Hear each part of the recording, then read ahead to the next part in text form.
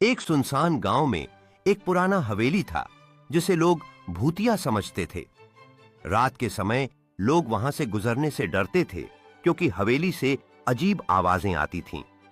एक दिन एक युवक ने अपने दोस्तों के साथ मिलकर हवेली में रात बिताने का फैसला किया। जब रात हुई तो उन्हें अचानक दरवाजे पर आहट सुनाई दी और ठंडी हवा चलने लगी। तभी एक धुंधली आकृति उनके सामने प्रकट हुई जो एक दुखी आत्मा थी।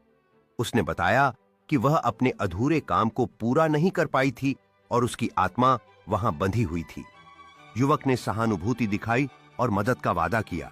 उसके नेक इरादों से भूत की आत्मा को शांति मिली और वह धीरे धीरे गायब हो गई। उस रात के बाद हवेली में शांति छा गई और गांव वाले फिर से वहां जाना शुरू कर दिए। गांव के लोग हवेली की ओर धीरे धीरे बढ़ने लगे, लेकिन अब डर के बजाय उनके चेहरे पर मुस्कान थी।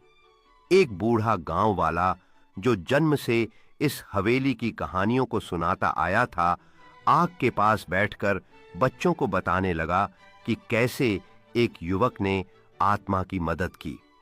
बच्चों की आंखों में आश्चर्य और रोमांच था और उन्होंने कहा कि वे भी उस युवक की तरह साहसी बनना चाहते हैं।